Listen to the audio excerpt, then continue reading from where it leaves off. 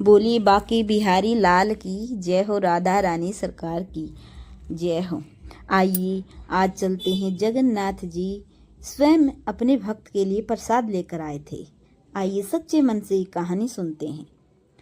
उड़ीसा के एक गांव में बंधु मोहंती नाम के व्यक्ति रहते थे। वे बहुत गरीब थे और केवल भिक्षा मांगकर अपना वे परिवार का पोषण करते थे। वे नित्य सत्संग के लिए जाया करते और इससे इनके मन में संकल्प बना कि जीवन का एकमात्र उद्देश्य है भगवत प्राप्ति करना। इसलिए वे भिक्षा को भी ज्यादा महत्व नहीं देते थे। बस पेट भरने के लिए 2-4 घरों से भिक्षा का प्रयास करते थे। यदि ना मिले तो उपवास कर लेते और एकांत में खूब नाम कीर्तन करते थे। उन्होंने अपनी पत्नी को भी जीवन का परम लाभ समझाते हुए अपने साथ नाम कीर्तन करने को कहा। अब दोनों पति पत्नी साथ में भजन करने लगे। बंधु के हृदय में विकलता आने लगी कि अब मुझे भगवान जरूर मिलेंगे। अब उन्हें किसी परिवार मित्र संबंधी आदि से मिलना अच्छा नहीं लग रहा था। जाके जैसे कहते हैं, जाके प्रिय न राम वेदहि तजहि ताहि कोटि वैरी सम यज्ञपि परम स्नेही। जिसे श्री राम जानकी जी प्यारे नहीं, उसे करोड़ों शत्रुओं के समान छोड़ देना चाहिए, चाहे वह अपना अत्यंत ही प्यारा क्यों न हो। उनकी हालत बहुत ही दयनीय थी। उनके पास बिल्कुल भी धन नहीं था और भिक्षा से भी अन्न कभी कभी ही मिलता था। उनके पास पहनने को फटे पुराने और गांठ बंधे हुए कपड़े ही थे। जब कई दिनों तक भोजन नहीं मिला तो उन्होंने अपनी पत्नी से कहा, यदि तुम साथ दो तो हम मेरे एक मित्र के पास जा सकते हैं। मेरा मित्र बहुत ही धनी और कृपालु है, मुझसे बहुत प्यार करता है। 5 दिन का पैदल सफर है, लेकिन उसके बाद हमें कभी भूखा नहीं रहना पड़ेगा। उनकी पत्नी पतिव्रता थी और बंधु मोहंती की बात समझते हुए साथ चलने को मान गई। कई दिन से भूखे होने के कारण 5 दिन के लिए चलना असंभव था। बंधु अपने 2 बच्चों और पत्नी के साथ उस गांव से निकल पड़ा। रास्ते में जब भी बच्चे या पत्नी भूख के कारण चल नहीं पाते तो बंधु कोमल कोमल पत्ते चुनकर लाते और उनको खिलाते। उन्हें कई बार केवल पानी पीकर ही संतोष करना पड़ता था। वह सब आगे बढ़ते रहे। अंदर से प्रभु मिलन की चाह इतनी तीव्र थी कि बंधु मोहंती को भूख की परवाह नहीं थी, लेकिन अपने बच्चों और पत्नी की भूख से तड़पते देख वो अंदर ही अंदर भगवान से रोते हुए प्रार्थना करने लगते हैं कि हे प्रभु, मैं तो भूख सह सकता हूँ, पर मेरे बच्चे कैसे इतना कष्ट झेल पाएंगे। ऐसा न हो कि हम आप तक पहुँच ही ना पाएं, इसलिए मुझे इतना सामर्थ्य देना कि मैं शीघ्र आप तक पहुँच जाऊं। बंधु मोहंती का परिवार लड़खड़ाते हुए किसी तरह 5 दिन में जगन्नाथपुरी पहुंचा। श्री जगन्नाथ मंदिर के दूर से दर्शन करते हुए बंधु लेटकर भूमि पर लौटने लगे और अपनी पत्नी से कहने लगी, मेरे कृपालु प्रभु के दर्शन हो गए, यही मेरे यार हैं। मैं कह रहा था ना मेरे मित्र के बारे में, ये वही हैं मेरे प्रियतम, मेरे दीन बंधु स्वामी। इनके सामर्थ्य से हम यहाँ तक पहुँचे पाए हैं। अब चाहे प्राण भी छूट जाए कोई परवाह नहीं। उनकी पत्नी के हृदय में उतना अनुराग तो नहीं था, पर उन्हें इस बात का सुख था कि अब यहाँ भरपेट भोजन मिलेगा और भक्तों का संग भी मिलेगा। आनंद में चलते हुए बंधु और उनका परिवार सिंह द्वार के सामने पहुँचे। पत्नी और बच्चे भूख से व्याकुल थे, पर वह फटे कपड़ों की हालत में एक कोने में खड़े रहे। कोई उन्हें पूछ नहीं रहा था। सिंह द्वार पे बहुत भीड़ थी और कुछ देर बाद मंदिर के कपाट बंद हो गए। बंधु ने पत्नी से कहा कि मेरे मित्र से बहुत लोग मिलने आए हैं, है ना, इसलिए धैर्य रखो।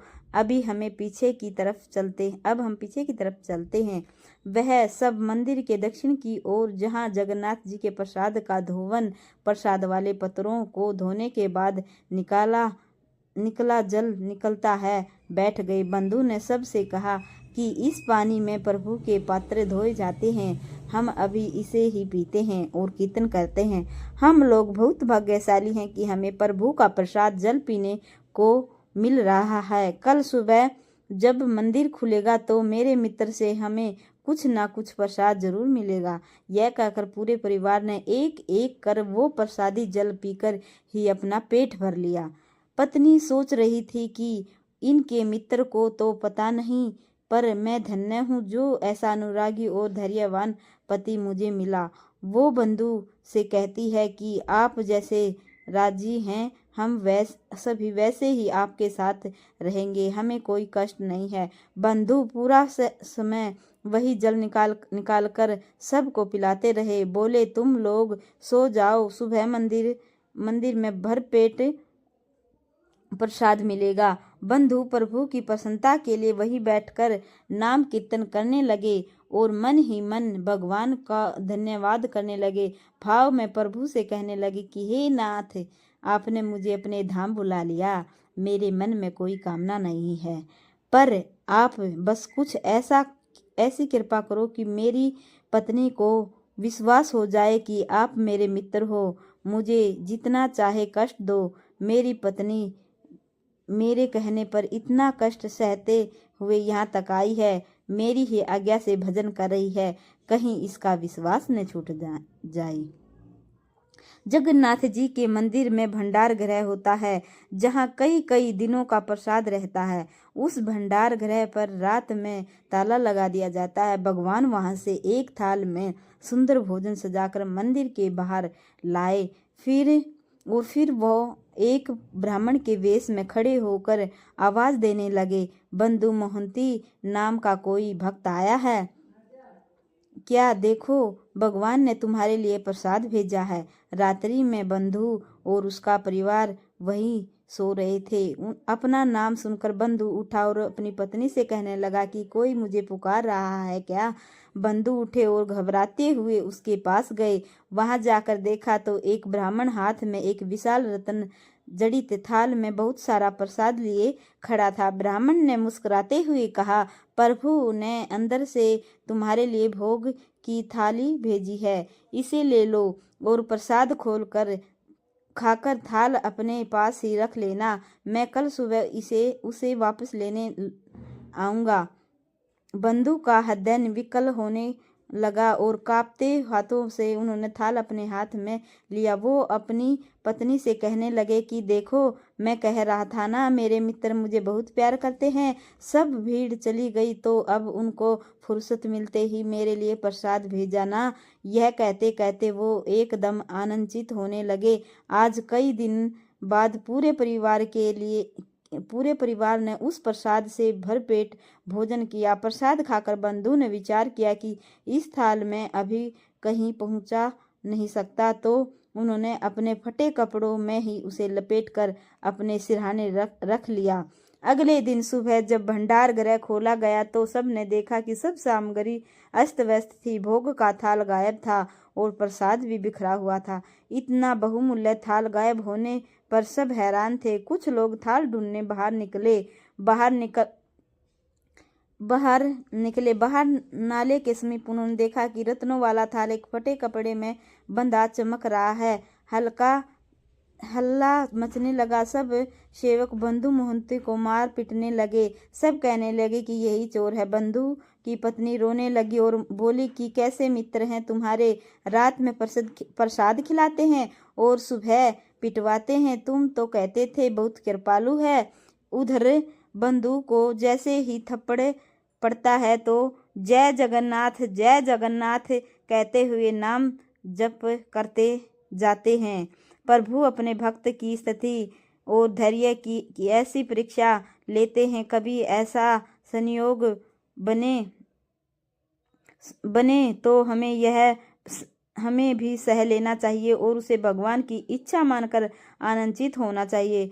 बंधु आनंद में मगन होते हुए नाम जप करते रहे। कोतवाल ने उनसे पूछा कि तुम्हें थाल कैसे मिला। बंधु ने बताया कि मुझे तो पता भी नहीं कि थाल कहाँ होता है और प्रसाद कहाँ होता है। रात में एक ब्राह्मण ने मुझे पुकार कर इस थाल में प्रसाद